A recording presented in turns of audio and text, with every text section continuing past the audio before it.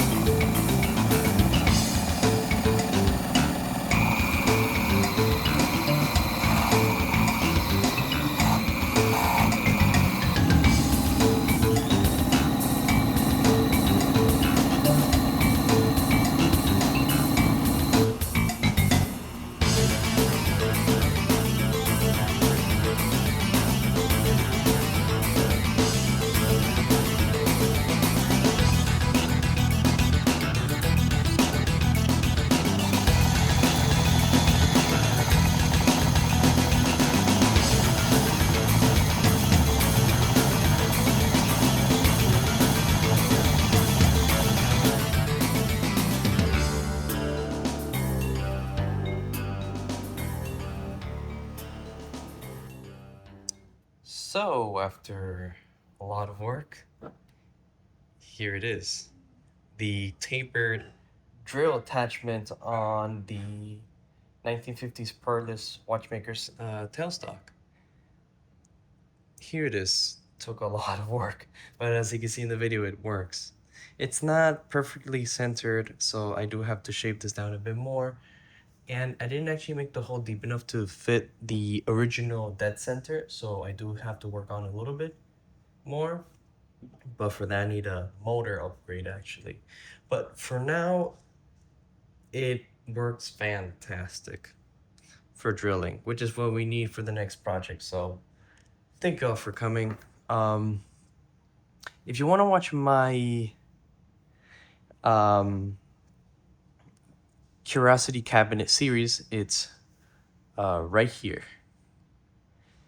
And if you want to watch my other series, the video on the pivot polishing restoration that I just did right now. You can check it over here. So yeah, thank you all for coming. Thank you all for joining. Have a wonderful day, and see you on the next video.